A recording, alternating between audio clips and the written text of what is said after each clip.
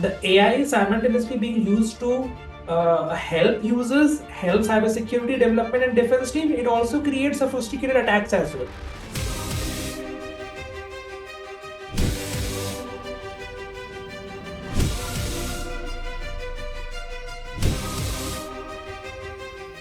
How do you see this paradox? I mean, whether it's AI or whether it's not AI, whether even your Google search or what kind of information you share on social media, I mean, the same rule applies. Whatever you put out, it's always going to stay there on the internet forever. The internet never forgets. So be careful what you put out there, and make sure that you use it for the right things and for the right purpose. In digital world or in personal data act, do you think having more data is good or having less data is good? Having the right data is good. Having the right data is good. Having the legal data is good. There are chances that there could be errors in the system. There could be chances there could be data breach as well. So what legal frameworks for accountability when AI security makes an error that leads to a data breach? Who should be get questioned at that point of time? By now, it is pretty clear that you can't make the machine liable. Someone has built it, right? Will I put out my sensitive personal information on AI? The answer is no. Will I ever give my personal information to AI? The answer would be no. From my perspective, people are doing it right, left, and center. That's a different thing altogether. And how it can be misused, you can't even think. It will be misused. It can be misused in 1,000 ways. So we are completely uncertain about that. Hello everyone, welcome to CyberTalks with InfosecTrain, and I'm Anas, and I'm thrilled to be hosting a special panel discussion as we observe Cybersecurity Awareness Month is here October. The month is dedicated to raising awareness about cybersecurity and the best practices and empowering everyone to protect their personal data online as well as offline in all professional environment you have. Today's discussion on cybersecurity and data protection in the age of AI regulations couldn't be more timely than this as we navigate an increasingly complex digital landscape. Artificial intelligence is reshaping both defense and the threat sides. It allows you to do a lot of new things. It also allows you to get questioned by a lot of new threats. We face understanding intersection of technology from both ends. The legal implementations like UI acts, the law, security firms are also coming ahead to make your data more secure, which is going under through the LLMs. Let's discuss the more critical thing about AI and its implementation future. I've been joining with the two amazing speakers with me, Nazia, who come with a very great expertise and experience in understanding about the security and its technicality, how we handle the data, and how we control the data, how we regulate the data, how the legal legislations and how the legality controls. For that, we have Rajas with us. Thank you both of you for coming and have a wonderful discussion. Let's get started. I just wanted to give a chance to both my speakers to just have a very small interaction from you. I would love to know, Rajas, in a very innovative way from your end, like why have you chosen this branch or why you have chosen this field? What excites you to be part of this particular domain? And then I would love to shift to Nazia to know about her story, that why. So just allowed our users to understand how we can go and take our conversation ahead. Over to you guys. Okay, thank you so much for having me. Uh, to give you a very brief answer, what attracted me to this field, I think from my childhood itself, I was a techno geek. Okay. So my brother being an engineer, I think that also played a very big role. Okay. So we used to play around with the hardware, and he used to teach me all sorts of stuff. Okay. What hardware goes into a computer? What is Okay. the use of what? So I think that with that knowledge and with my LLB and legal background, I think this uh, that was a correct combination for me to uh, lead me to this path. Oh, sounds very interesting, Rajas. I hope you must be not dismantling a lot of electronic devices at your home as Not, you. not now, not now. Okay, that's it. That's it. That's very amazing, sir. Rajas. Thank you so much, Rajas. Nazia, over to you. Speak. Our audience would love to know your story and in the way you wanted to express about yourself. Yeah, so my story is not as I think glamorous sounding as Raj's story is. So I was actually not interested in computers, and I think during my high school I was like running away from computers basically, and then in a very unexpected way, it so happened that I ended up choosing information science as a part of my engineering. And that was one of the hottest or the latest fields during that time. So I just jumped into information science because it sounded fancy and it was something different from computers and seemed very different. So that's how I came into information technology. And the journey has been pretty amazing because I started off as a coder, and then I moved into consulting, and now into governance, risk, and compliance in cybersecurity. So it's been quite a journey. That sounds very interesting. I must say we have a very diverse discussion today because both of you are very similar and also very diverse in terms of understanding of the technology and its implementation. So without ado, let's just get started. And I want to start with a very amazing buzz around the market, which is actually happening. There's one thing, we are talking about AI everywhere, the way AI is evolving and the way AI is coming into the market and coming into the picture. So since you both have a very different ideology on AI and its implementations, I just wanted to know with a very brief understanding from your point of view, like if I talk about Rajas, you, like how do you see AI with the lens which Rajas is actually having in the eyes, and what do you see in AI? How do you see its implementation should be go on smooth? And just a very basic to know, we can start on this then ahead. Okay. See, I think we are at a very unique moment where AI is not just being considered as a tool now, but it's being a fundamental shift. Like last we had this shift, I think in the early 2000 when we all started using internet, computer. So I think that way this technology now is disrupting everything. And as far as cybersecurity or data protection is concerned, on one hand, I see a lot of regulators across the globe are running right now because the technology is being adopted. Right, you rightly said, right, left, and center. Everyone is just using the word AI. Correct. But however, the law which might support it or which might regulate it, it's not there in many countries. So I think that way, the regulators are scrambling because they want to come up with a law as soon as possible and get it implemented, because so many people, so many players are there using the technology now. And if you see, when we talk about geography specifically, EUAI Act, uh, like Europe is heading it, then US has a different framework. India does not have a specific AI law yet, but we are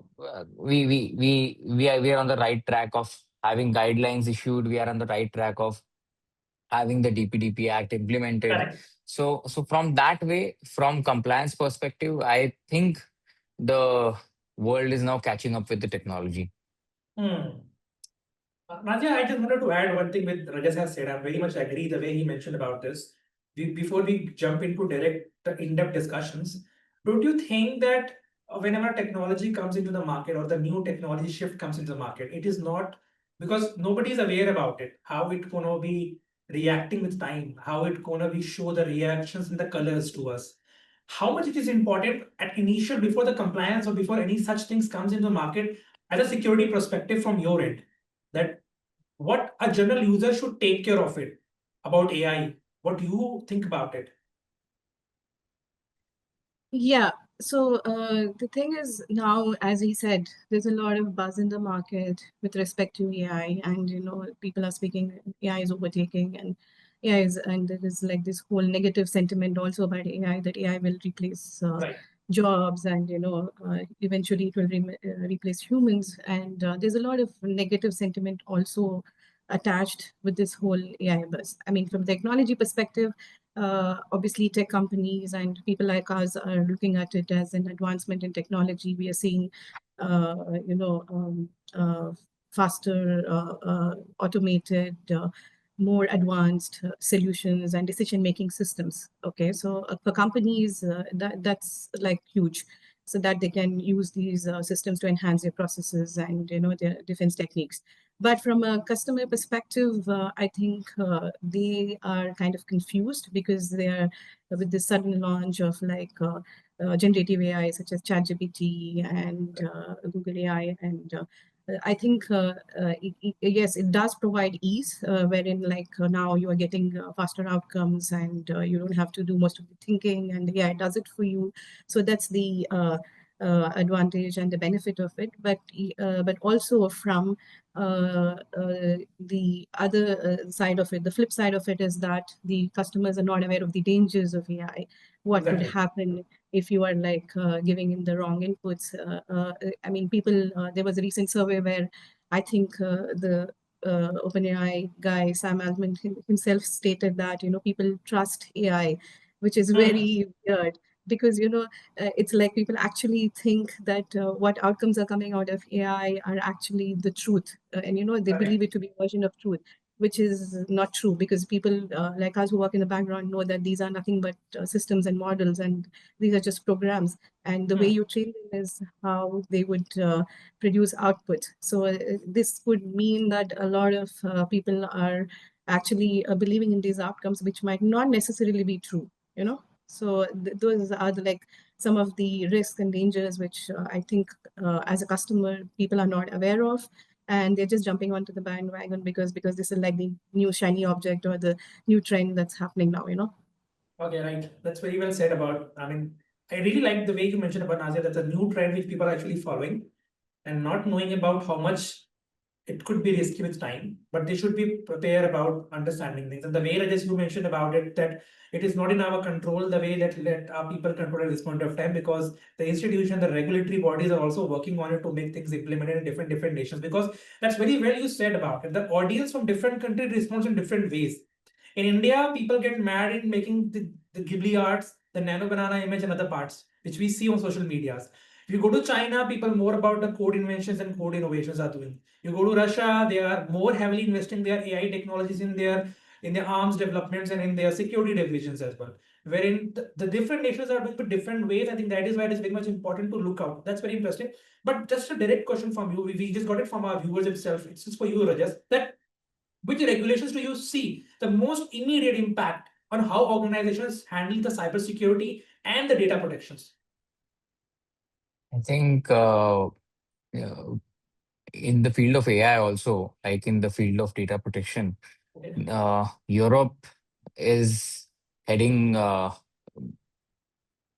in the right direction, and uh, I think one of the early movers, because when it comes when at the time of data protection as well, back in 2017, when the GDPR was Right. being implemented, the same manner now the EU AI Act also being implemented, and because it has a extraterritorial effect, so meaning that even if I am using some sort of AI solution based here in India, and Okay. I am targeting European citizens, European customers, then the EUA Act would be applicable to me also.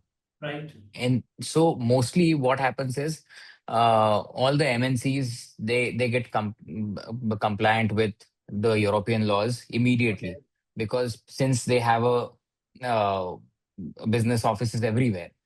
Correct. So I think much like GDPR, what it did for data privacy, the EUA Act is going to do for the AI law.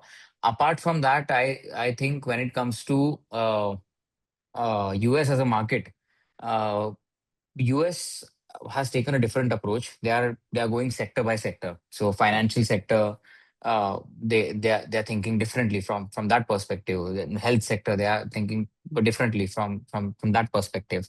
And uh, when you come to India, I think India has uh, given out some guidelines uh, as far as the use of AI is concerned. And apart from that, the main challenge that I was seeing in the past couple of years is how your data is being used, how your data is being processed by AI, how the data is being stored, what are the several data practices the companies which are incorporating AI are going to do.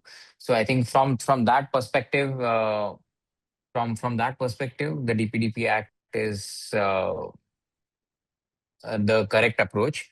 And there are several other Asian countries also coming up with their own AI regulations, own AI laws. I think China has their own closed system, so they have their own AI regulation, as Japan, South Korea, and I think more or less, as far as the big companies are concerned, they're going to follow the European law. Small, medium-sized companies, whenever uh, the respective country comes up with the law, they'll start getting compliant.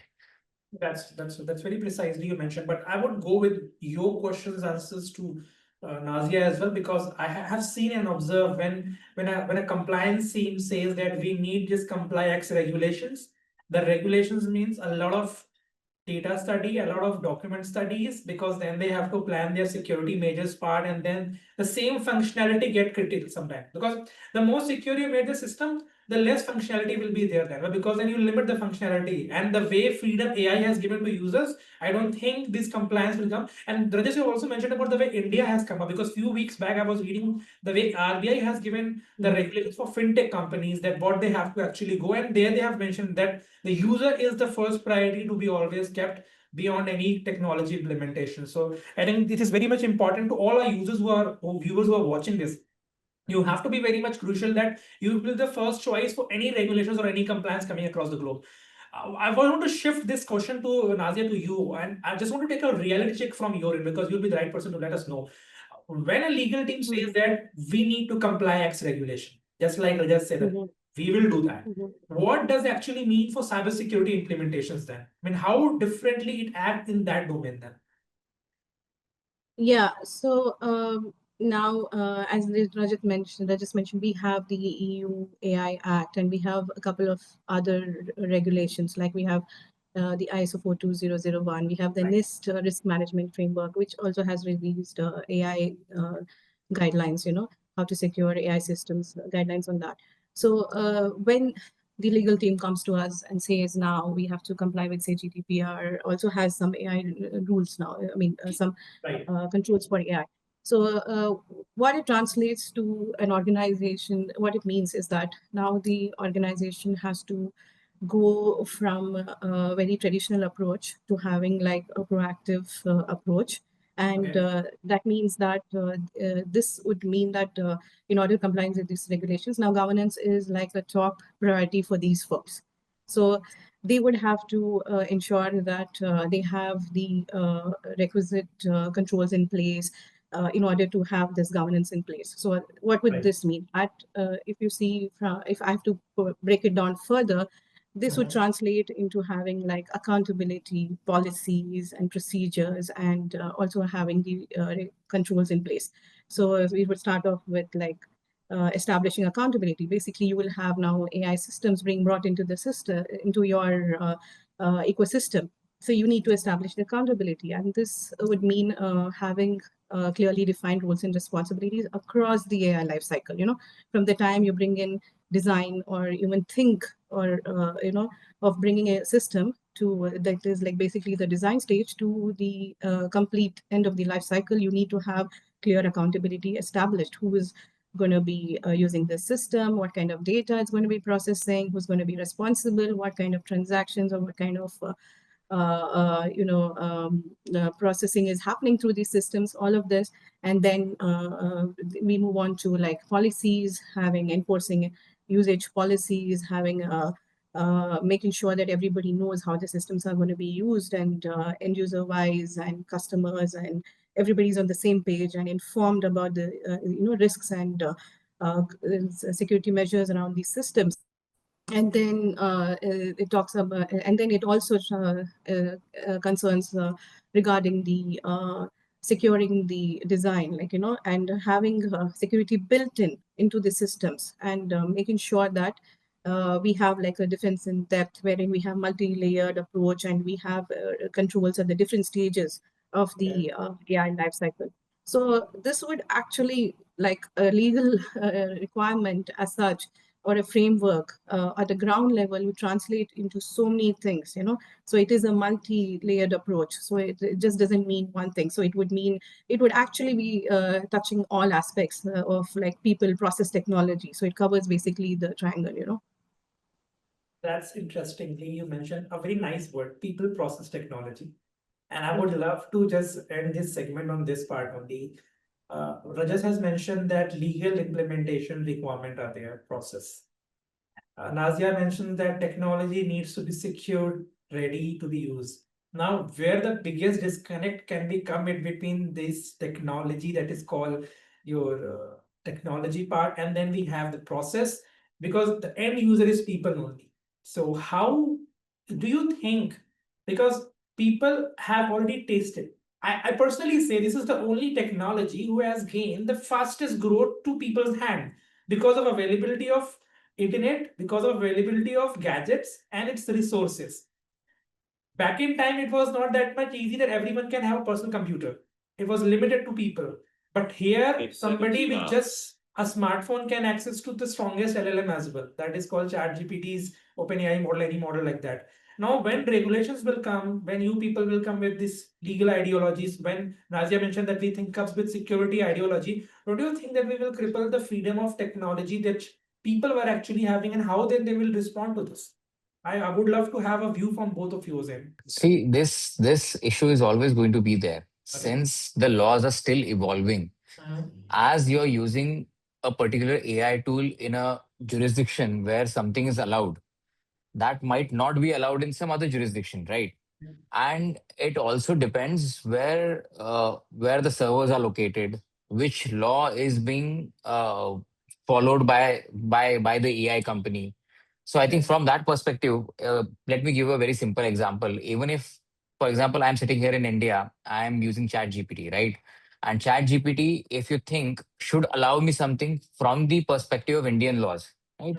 However, if Chat GPT servers are located somewhere wherein that particular thing is not allowed, or they're following laws from a particular jurisdiction wherein that particular thing which I'm trying to do is prohibited or is not allowed.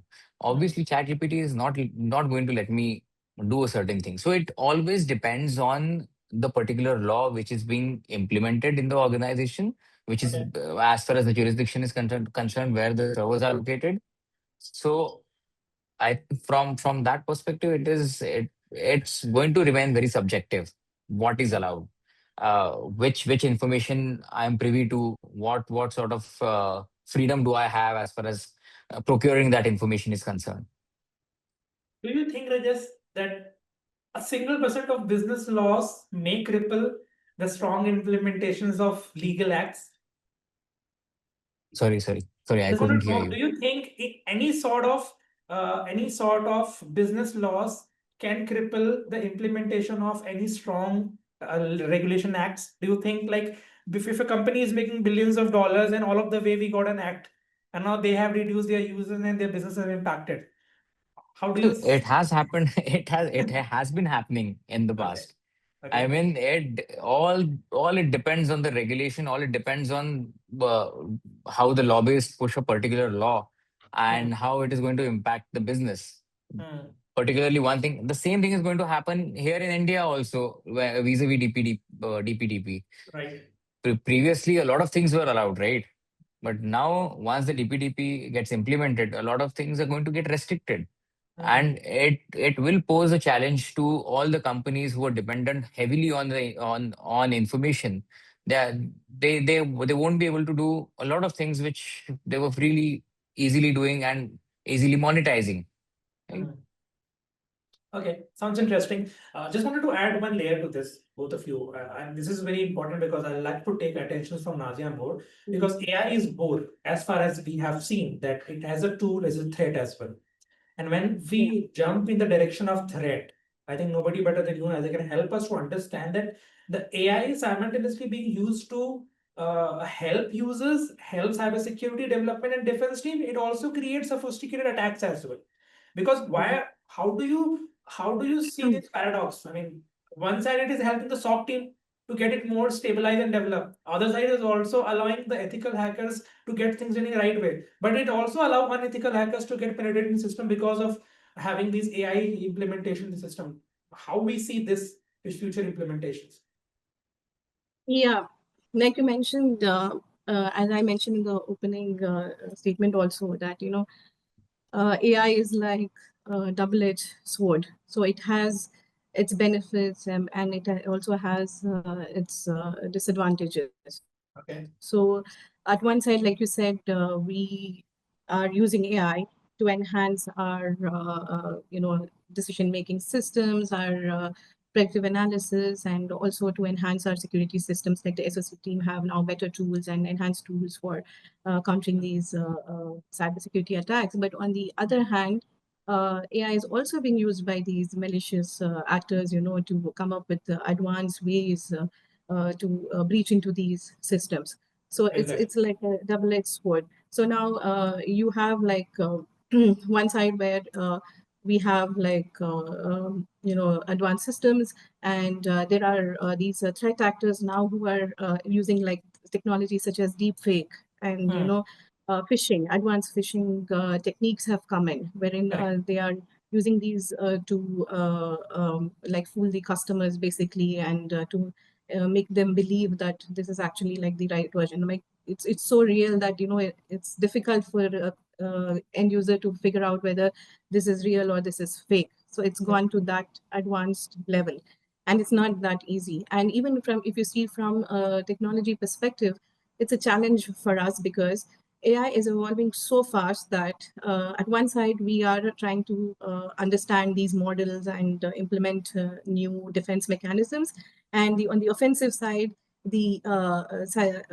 like literally the cybersecurity guys, they're also working like a cyber company, and they are always one step or two step ahead of us, and they are coming up with even more advanced techniques on how to breach into systems. So this is always going to be there, and I think this has been there since ever in cybersecurity. So every time there's a new technology, there's a new breakthrough. Like previously we had with blockchain, and we had with other technologies. We've seen this. So when we have a new trend coming in, so as I said, everybody jumps onto the bandwagon. So it's all the good guys as well as the evil guys, and the evil guys are always two steps ahead of us. So I think we have to work extra hard to make sure that we are catching up with these new techniques and new threat vectors that are coming in, to cope up with that. Okay, so just wanted to, for our normal users and viewer, just wanted to know from you, Nazia, what are the one or two basic habits they should follow while these days when they are using any AI related tools? I'm not talking about ChatGPT only. I'm talking about whenever they are introducing themselves with AI, what basic hygiene they should follow. I mean, on a very I think the regular, like as a part of our security awareness, now we launch campaigns. We usually do regular campaigns in order to create user awareness within the company. So we send out like newsletters, we send out regular reminders on how people need to be aware of these kind of attacks. And I think AI mostly, as per the new recent report that I've seen, most of the AI attacks are when it comes to the user, it's related to phishing and deepfake and these kind of attacks. So wherein the attacker is trying to like embed some kind of malicious software and send you like a very harmless link or a harmless image, and to trick you into clicking onto that so that they could reach into your systems. So the first thing that I think, and we as an organization, and we have prioritized and we've seen, because a huge number of there's been a surge in the phishing attacks, AI-related phishing attacks especially. So I think is for the user to be aware of, and never, ever like, click on any link, no matter how harmless, how trustworthy, and even if it seems like it's coming in from like a trusted source, a known person, whether it's I mean, there are different channels it can come through. Phishing is not only through email. So we have something called as phishing, and we have smishing, which is through SMS. It could be a video link. It could be, through one of these messenger platforms, And now recently we've seen that even phishing links are being shared internally, even through secure platforms like Teams and Slack and all of that. And there are it's like they've literally gone next level now. So it's not only through like WhatsApp or SMS or anything.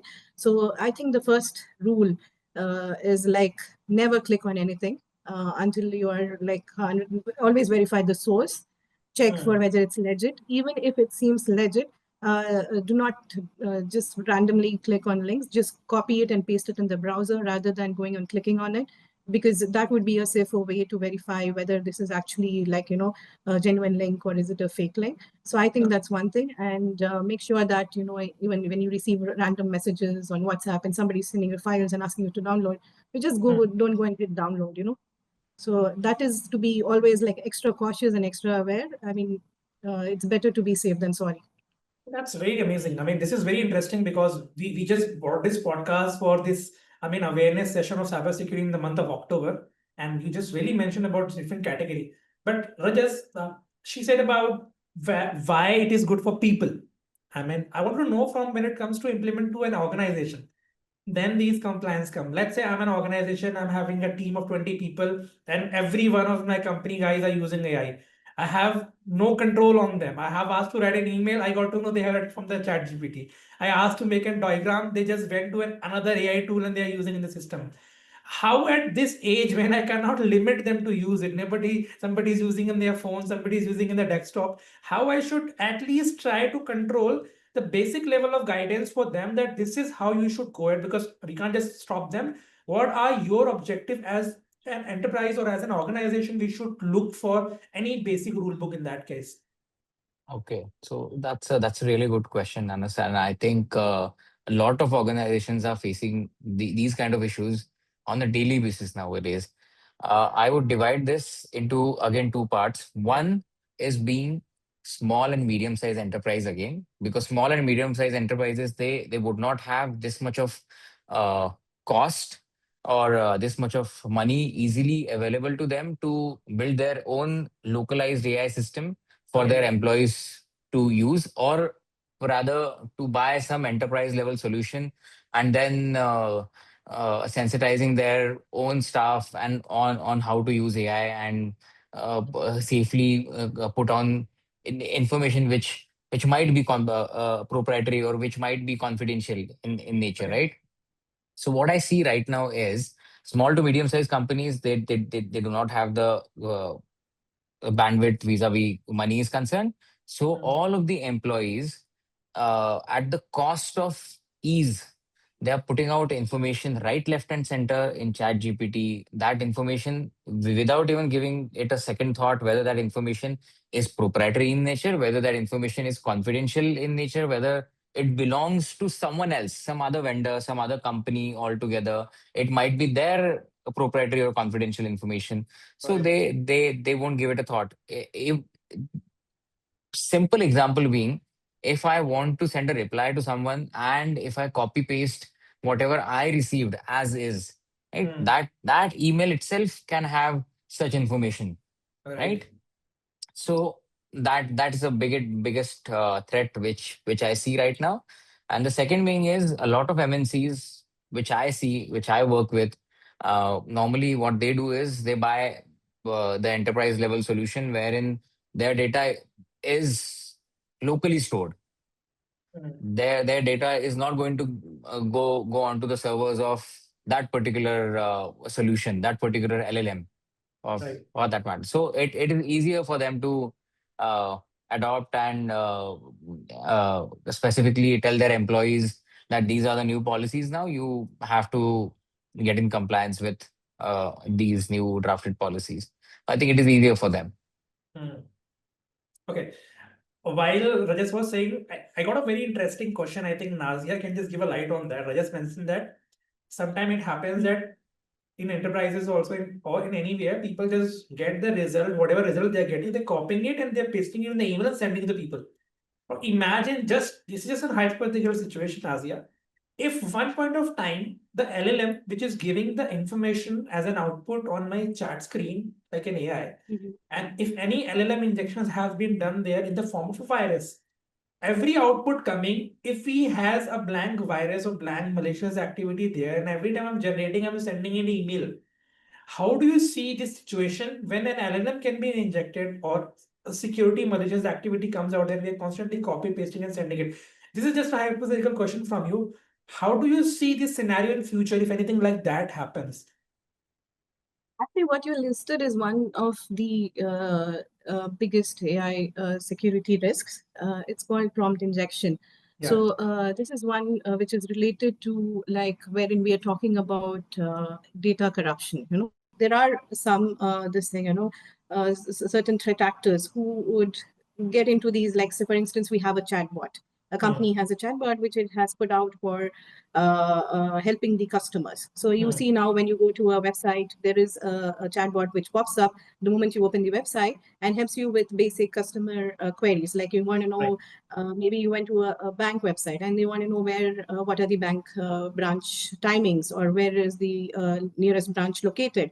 So in order to answer these frequently asked questions, companies try to reduce the time, and they want to like make sure that the customers get these regularly asked questions. They get it answered at the first instance instead of contacting the contact center or call center.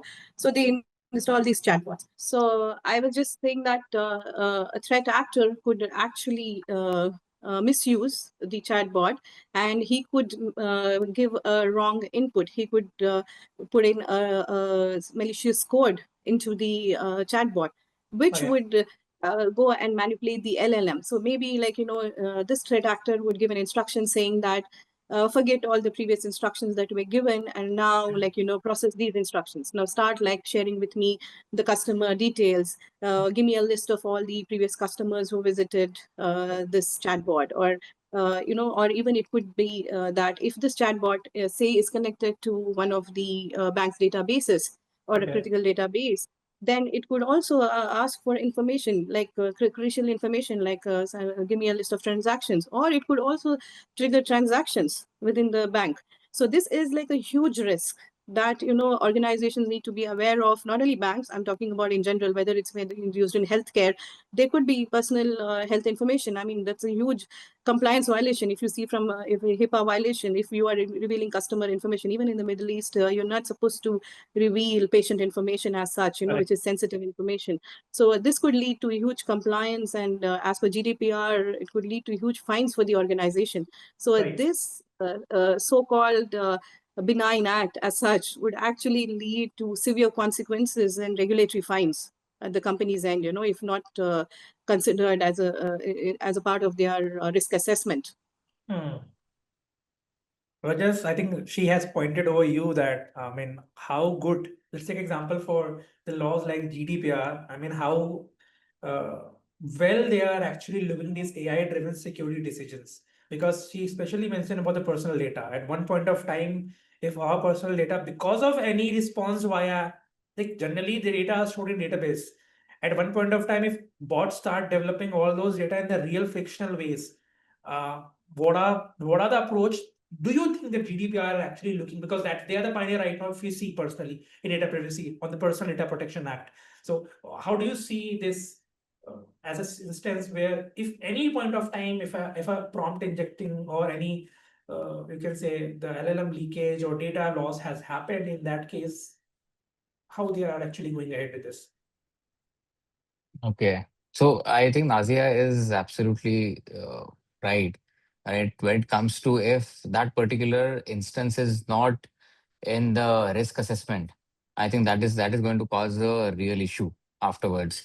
And as far as GDPR is concerned, if you think I'm assuming that GDPR wasn't written with AI in mind. However, all the principles are still applicable fairly to AI as well.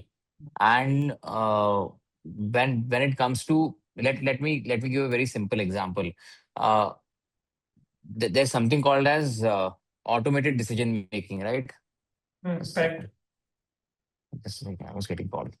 Yeah. So there's something called as automated decision making, and that could be a good example wherein the individuals have a right not to be subject to a decision based solely on the automated processing or whatever is going in the background.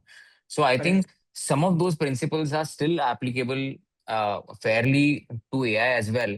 And if uh, if an AI, let's take an example, if an AI uh, AI, if an AI system raises a security flag, okay, uh, for a user as a threat and logs them out, for example. So I think that potentially could be an automated decision making. And if like if like we took the previous example in the mind, this example also is fairly applicable, wherein this could be a violation of GDPR in the same manner. So the policies, first of all, should be drafted in a way taking all these global legislations into consideration, because now we see it's not just local anymore. Because all the uh, people from different jurisdictions are accessing a particular software or a solution, right? So from that perspective, I think the organization should also be compliant and taken into consideration. The GDPR being the forefront of data protection in the same manner EU Act. Okay. I think that is very finely to understand about all the viewers about how it is important to not just only use it, but also to consider it as a situation which is still in the trial run. I mean, everybody is learning, and you should also be very cautious about how you are going to implement in the enterprises or anywhere else. Let us walk through with some real life scenarios, Nazia. You will be able to let us know. I mean, can you just walk us through with a real life scenario where these AI powered security tools created new vulnerabilities or compliance challenges, wherein the team from Rajas can not able to even find out that what compliances we can work on that. Yeah, like as I mentioned to you, that was one instance. Like, prompt Right. injection is one of the Yeah. common attacks, and it did happen recently with one of the leading firms, wherein I think it was a technology company where they had this chatbot related vulnerability which they didn't detect, and then their database was compromised. Also, Right. we've seen a lot of attacks, like what Rajas mentioned, that an attack at one place could actually have a global impact. So there are attacks which have happened, supply chain attacks. Basically, supply chain attacks are like wherein we have third-party software. And if any of the third-party components are breached, and then this third-party component is being used by a large number of companies, then it Okay. could cause a large-scale attack across the entire supply chain. So this is not just like the third-party vendor who's impacted and it is contained there, and it's not going to have an impact on anyone. So this could actually cascade into a larger attack. And we saw something similar, not an AI related attack, but we saw something related to CrowdStrike, which happened, and there was a vulnerability, and then it impacted Correct. Microsoft's systems across the globe. And it Correct. was a huge impact, one of the largest attacks, I think, in recent times that happened. So in AI also, this is very much applicable because AI has so many different components across the life cycle, and there are so many third-party vendors from whom these companies see. Most of the companies, when they are procuring AI, it is a third-party platform. They are getting third-party components, third-party models. The third-party integrators are being brought in, and so at different stages of your ecosystem, you're bringing in these third-party tools, third-party AI models, and a breach at any stage could actually compromise the entire ecosystem, and not only have an impact on you, but then this could be like a wider attack, which is like impacting multiple companies across multiple industries. Okay. That's very sounds. Just to Yeah. add to what Nazia said, I think this happened with one of my customers or one Okay. of my clients, and which is an MNC. And what happened there is, they one of their vendors. I mean, they that MNC is following everything to the book. They have implemented all the policies. They're following all the regulations. However, the data being shared with one of their vendors, that vendor had a breach, Oh. and that vendor was using some software, some tool, and because they were not compliant, The data of the MNC also went from that route. I think it poses a big threat as far as if your vendor management is not to the book, and that I think that as far as the MNCs are concerned, that being a biggest challenge. Sounds very cool. I mean, to all our viewers, it is very much important. If you are a user and if you're an entrepreneur or if you are an enterprise, I think it's very much important what vendors you're onboarding. And take a simple example. You both of them heard about AI agents. People are working on them as well. They're just like an autonomous system where you just feed it all the possible access and you plug in a lot of tools with them. It works your information backend. Imagine you just given a task and you have given your credit card details. You have given a lot of information about details.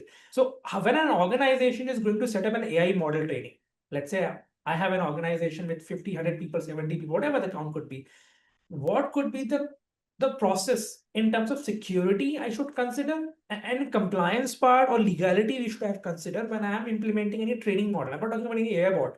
I could identify a compliance gap from legal standpoint, Okay. like, or the biggest gap that I see right now is there is a difference between having a well drafted written compliance and operational compliance, all the policies, 30-pager, 40-pager policies. However, if it is not being implemented in the company properly, all down the drain. Okay. So it no matter what sort of technology you are using, if it is not being implemented, whatever you have written in your books, I think that will pose a big challenge. Okay. And when we examine AI, right, uh, from deployment perspective, whether the model is training on the data which is obtained legally, that is one thing to taken into consideration. Then the audit trails and the explainability. Okay, so whatever AI model you are using, that model should be able to at least uh, tick mark the basics of what the OECD principles are. Correct. Yes, so I think from that perspective, I see there's a big compliance gap. I understand. Let's have a very. I just got an idea. Like the big debate could be gonna have in future in this part. And I just wanted to know in one word answer. In digital world or in personal data act, do you think having more data is good or having less data is good? Having the right data is good. Having the right data is good. Having the legal data is good. Okay, that's great. Whether you have huge amounts of data or whether you have limited amounts of data. It's all about what data is being processed and what kind of data is being fed into these AI models.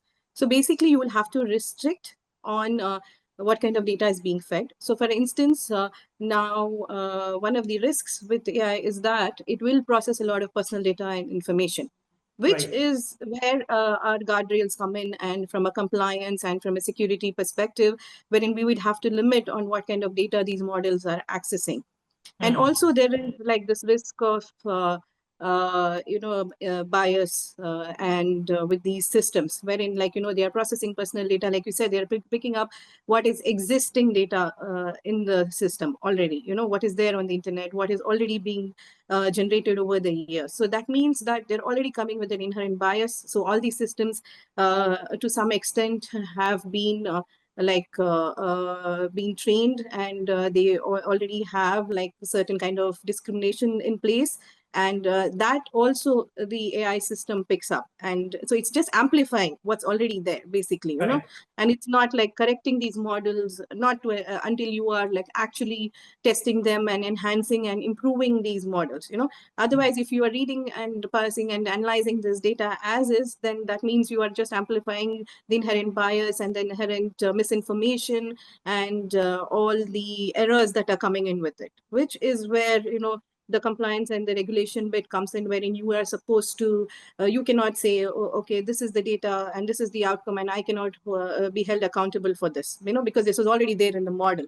So that is where companies need to have in like maybe a human intervention. They need somebody to actually like maybe at the end before the outcome is produced to the customers, have an extra screening done or have an extra algorithm to pass this data and make sure that. So for instance, like somebody requests for sensitive data. Now the model is trained to probably give back sensitive data, but that's not how it's supposed to work. You are supposed to put mechanisms in place such that the sensitive data doesn't cross your security barriers and reaches the customer. So it has to be filtered at some stage, So I think it's all about having the right information firstly, and making sure that you also give the right information to whoever asks for it. And like he said, to also have like audit trail and to make sure that you have a complete trail of how this data is being analyzed, processed, and then, giving the outcomes, I mean, this is a question I would love to ask on behalf of Nazia to you, Rajas, that what's legal framework for accountability when on an AI system makes an error that leads to a data breach? So I think it is by now it is pretty clear that you can't make the machine liable, right? Because there is some sort of developer, someone has built it, right? And if that person uh, has made a flawed machine, or in a way uh, bugs are there or errors are there, and which in turn are giving outputs, and that's where there's some sort of a breach or a big chaos because of that. So in a way, if there is an AI powered system which malfunctions, then the liability would be of the developer or either of the deployer. It depends on the where in which jurisdiction you are situated and what law you are following. So when we are, if you take an example of Europe, and you are based out of Europe or you are catering to that part of section, then I think the liability is pretty straightforward. And Okay. the machine won't be liable. You are liable, uh, whoever is deploying the solution. Sounds interesting. Or from much more in-depth legal perspective, if I am using someone else's solution, then I as a company would definitely have some sort of agreement with that AI based company. Then I can push or I can forward my liability to that company. So I think that can be done. Okay. So I would love to go to ask the question to Nazia now. Since you have championed the diversity in STEM, and how do you lack of the diversity in AI development teams and the impact of cybersecurity and data protection outcome? Because the thing which is going to be handled will be data that needs to be handled in right way, because that is the fuel you have. Let's take a simple example.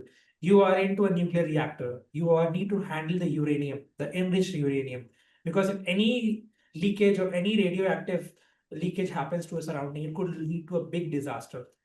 The same way, you have got an authorized data in your hand, and you are going to handle that to make or build an entire organization's data or model training. So just to know, since the way you know about STM, how do you see this diversity to be managed in right way? Yeah, I think from a diversity perspective, it's important that we have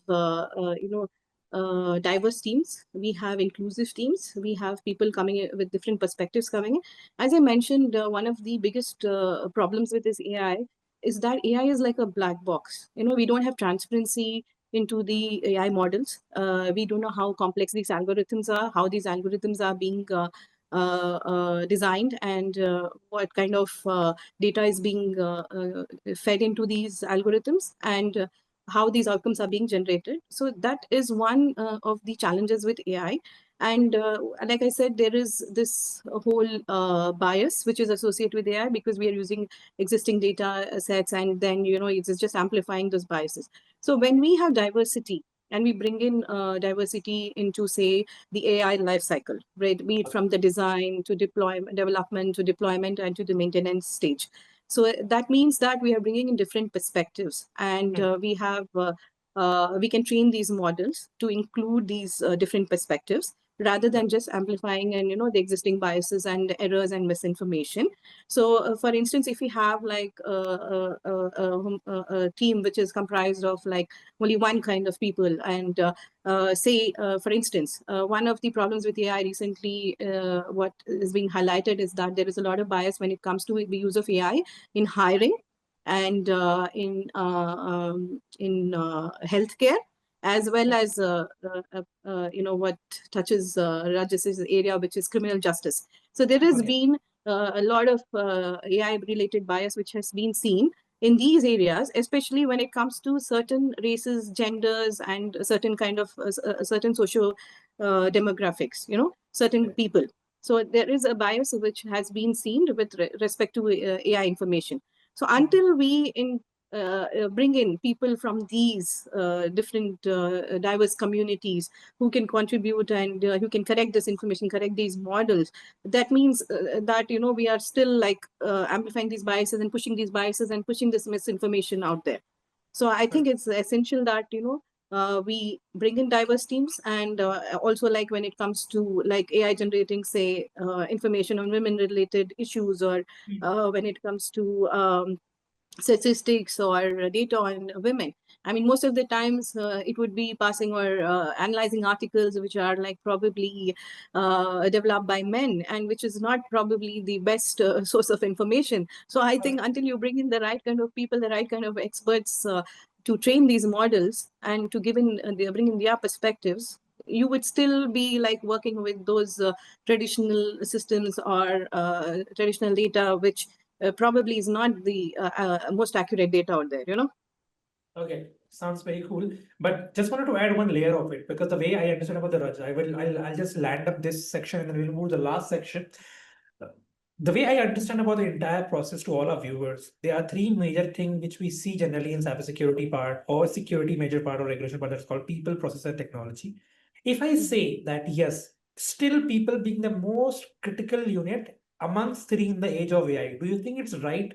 Because that's what my observation, which I generally see till now. Do you think people is still the most important or the critical unit, which is the most vulnerable unit in the age of AI, causing any type of problem or troubles with respect to technology and process?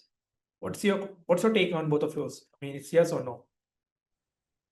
Absolutely, yes. Yeah. Okay. It's a clear yes from me, because what I have seen in the past 14 years of my experience, I've seen this happening over and over again. No matter what sort of brilliant technology you have, no matter what sort of amazing process that you are following and complying with, if the employees you have, or if the people you have are not sensitized properly, are not aware, or their awareness is not there properly, I think that being the weakest link when it comes to cybersecurity in general, not just AI, but cybersecurity in general, I believe. So true about that. Also, just want to know from your Rajas that are there regulators or legal mechanism that could address these diversity related risk in AI in cybersecurity systems? India, there is no regulation when it comes to sectorial regulation. We do have, Okay. like when we talk about banks, or when we talk about trading in general, or share trading, or SEBI. Right. Okay, so sectorial regulation is already there, because Okay. they are at the forefront. These are the uh, industries which are very sensitive. Okay, so that's why they come up with their own notifications, own guidelines, even prior to the generalized regulation or generalized law, whenever the parliamentary process takes place, because it's a long process, right? So I think that way it is there. However, when we talk about in general, we do not have any legislation as far as India as a scenario is concerned. Whenever we implement the Digital Personal Data Protection Act, that way a slight change will happen in the use of AI, because how we process information, how we uh, collect the information, how we transmit the information is going to be governed. But as far as AI is concerned, we do not have specific regulation how you should build it. We only have guidelines Okay. as of now. Okay. So let's just move it to the last segment, team. We will have then we just let through our closing part. I would just like to know about some practical implementation, and we will make it very quick. So I just wanted to go with Nazia from your part that what secure design approach should be there in AI system today's regulation? Like what should be the first approach, first line of action you have when you're designing an AI system or AI related things? What design approach you should follow in terms of security? Yeah, like as I mentioned, just to summarize, like AI security would mean that we have AI governance because it starts from the top. So, like I mentioned, it would start with having accountability and responsibility across the life cycle, from the design to the decommissioning stage. Have people who are held accountable for the entire life cycle of AI system as you bring in these AI tools and processes into your ecosystem. Then, secondly, like I mentioned, we will have to have policies enforced and make sure that everybody knows how to use these AI systems, what are the do's and don'ts, and everybody's on board and they have a common understanding. And then we talked about security by design, like, not only being reactive and not only having when there is a breach or when there's a malware attack and then springing into action, but having a proactive approach wherein you have security by design. That means that you embed security practices starting in from the design stage to the time, like this AI system is like decommissioned, like, or let go from your system. So what you need to do is have a defense in depth. That means multi-layered approach. You have access controls in place. You make sure that you have encryption of data. You have restrictions like, limited access to data, who gets access to data. You have classification, sensitive data, which should not be shared. And then you also have, like, even if you are sharing sensitive data, maybe it is anonymized, which means that it is masked and then shared with this thing, user. And also having other controls in place, like, having the right kind of models in place, making sure these models are tested for other security risks, making sure that you do input validation. Like I mentioned, it could lead to those prompt injection attacks or manipulation or corruption of the AI systems, and also testing them. And at the maintenance stage would be continuous logging, monitoring, having audit trails, and making sure that you are prepared for these attacks and you're able to respond in real time. Now with AI technology, you should be able to respond in real time and not only after like the breach has reached the next level or it has become like a large scale attack, So that's why we need continuous logging and monitoring and to predict these attacks and to respond to these attacks in real time. Okay, sounds cool. Sounds really interesting. I just wanted to shift to the next part, but I would love to take a very quick review from your end that how these challenges would be different in the different sectors. Like if you talk about financial sector, health sector, or critical infrastructures, are there? So how these approaches should be different when it comes to legality and legal management for different sectors. Okay, so it all depends on what sort of information you're processing, right? If you consider financial sector, obviously it's a sensitive personal information. All your financial information is going to get processed if you implement something of this sort there. If you talk about critical information infrastructure, that is all the more risky, right? So from that perspective, I think it should be segregated to different sectors. Like what I think. Even it should be a blend of both. When we talk about new regulation, it should be a blend of what EU has done, and it should be a blend of what US is trying to do. So I think that way we can harmonize everything.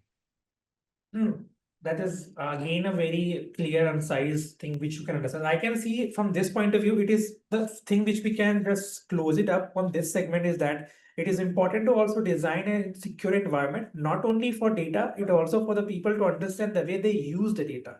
And when it comes to using of data, now the second part is how you have collected the data and what form data you collect. That is also how you handle the data, the way Rajesh you have mentioned. So, okay, there's one thing we just started with that thing about the popularity of AI, the diverse idea of AI. People are using a lot of chaotic environment discussion about AI. AI will do this. I don't know. AI may be landing on moon also in next couple of months. I have no idea about that. But yeah, nobody knows what AI gonna do that. But in 30 seconds, just wanted to know from both of you that one myth about AI security and compliance that you want to burst out right now. Okay, Nazia, could you? Yeah.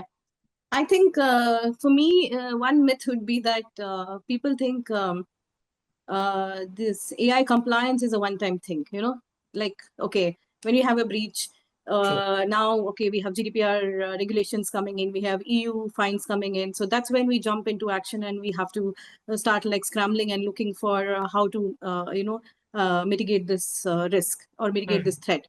So that is one of the biggest myths, because AI, unlike traditional software, is fast evolving. Okay. Right. So now, like as you mentioned, Anas, that we don't know how fast AI is evolving. Maybe tomorrow we will have technology which will take us to the moon. So it's literally like that. So what we had 6 months back, I don't think we have the models today. It's advancing every day. And people, if they think that I can put security systems, I can put like, for instance, GDPR came up quite a while back. So yes, you have security systems which are complying with GDPR.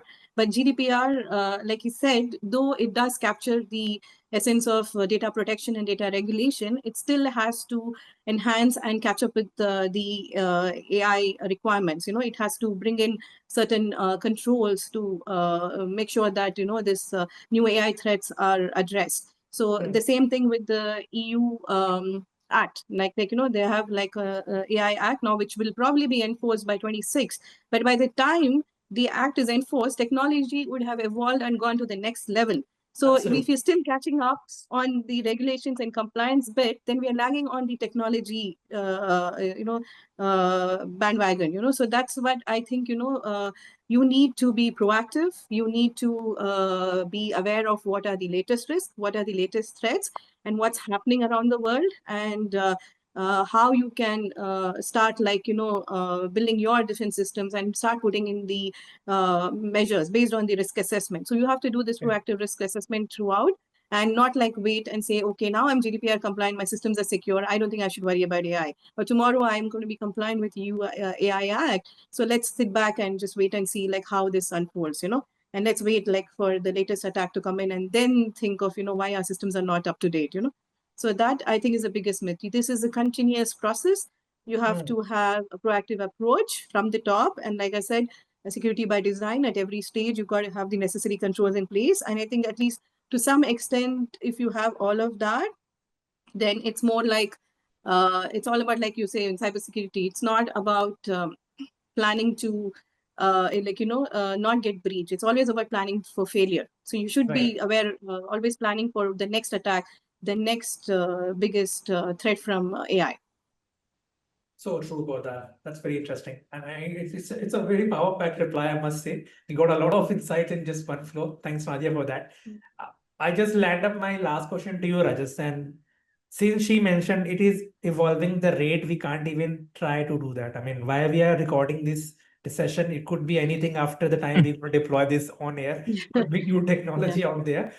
But in terms of regulations and regulatory bodies, they generally take time. It doesn't matter how technology is going ahead, they take time. For next 2-3 years, I mean, what regulatory developments you would say that should be there in cybersecurity or AI regulations when it is actually happening? These are the base should be there. At least what I feel is, even if you do not have a specific regulation in your country, follow or go on the same line of EU GDPR and the EU AI Act. Because what I say this is because it is being implemented all over the world. Whatever the best practices they have, they have taken it, and that's how the implementation is taking place. Apart from that, if you see the OECD principles or the convergence of all these good practices and principles taking place, whatever good can be taken from them, take that, start implementing. Don't wait for a specific law to be to be introduced in your own country. So Right. apart from, I think that would be the one good advice that I can specifically think of. Okay, that's cool. That's interesting. So since we were on the verge of closing, I would love to add one question. This is not my question. The team has written the question because they said that you guys are going to meet some very fine minds who have idea. So just wanted to know one thing in terms of AI first.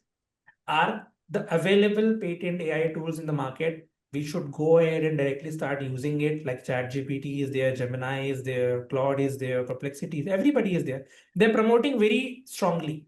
So how much we should trust them basis on giving our day-to-day task?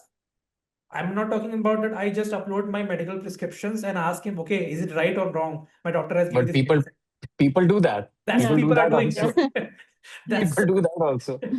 that's the question I have. I mean, that is why I want to know in terms of security mind, how good it is and how far we should right now use them. I mean, everybody is using them. There's no problem using them, but how quietly we should go till them and how long we should not go them. I mean, Nazia, from your end in terms of security, and Rajas from your end in terms of regulations. Maybe if let's take a simple example. If I go to Middle East, I cannot record anyone's call without giving a beep.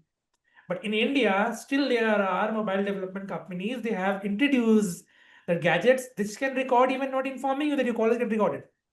So that is why it is not going to question in any compliance regulatory body whether you have given the consent to person to get recorded or not. If it is not unconsent, it is not going to take as an evidence also anywhere else.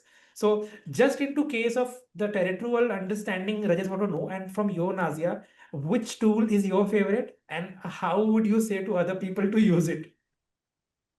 It's not Yeah, about which tool. Sorry, please go ahead, Nazia. Yeah, go ahead, go Nazia. ahead. No, I think tools, I think it's not about whether you have a favorite tool, like I just was also trying to say.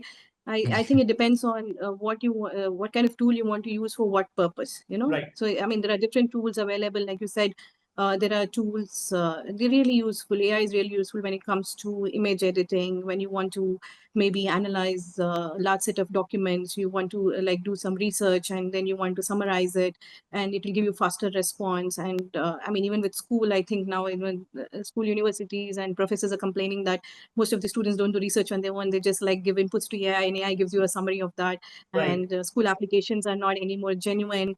And I think even it's gone to the extent where people are saying that they are getting the same standardized format resumes for jobs now, Right. because most of them are using AI and they can see that the same terminologies and no copy paste cookie cutter kind of applications are coming in, so I think that is where I think too much of AI is also like disrupting and the industries and not in the right sense actually, because people are now complaining of too much AI being used. And in LinkedIn also, I think like people are seeing that even responses to comments are now AI generated and people are not big thinking and they're just like pushing AI related answers, you know. So I think it's about having your own judgment on how much to share and what to share with AI and to what extent to use AI. Don't be so dependent that we can stop thinking and understanding what to share and what not to share. Like you said, people are sharing medical prescription, lab reports, and all of the personal stuff. And even the guy who created AI went to the extent to say that don't trust AI blindly, you know. Just don't share everything with AI. AI is not like your agony aunt or you're confident that you have to put out everything to AI. And I also think that, you know, it's about us to have some discretion and understand that we're not supposed to share sensitive information. That's basic. I think it's common sense kind of a thing that do not share your credit card information, never share your social security numbers, do not share any other personal information, be it personal data. It could be manipulated, even to the extent that people have recommended that not to share your photos because the AI could use it and they could be modified and they could be used for some other purpose out there, you know. So you've got to be I think it's up to each person to read about all these dangers of AI and how this information that you put out about yourself could be misused. And it's the same thing with whether it's AI or whether it's not AI, whether even your Google search or what kind of information you share on social media. I mean, the same rule applies. Whatever you put out, it's always going to stay there on the internet forever. The internet never forgets. So be careful what you put out there and make sure that you use it for the right things and for the right purpose. So true. Okay. So just briefly, I would give my 2 cents that will I put out my sensitive personal information on AI? The answer is no. Will I ever give my personal information to AI? The answer would be no. From my Right. perspective, people are doing it right, left, and center. That's a different thing altogether. And how it can be misused, you can't even think. It will be misused. It can be misused in 1,000 ways.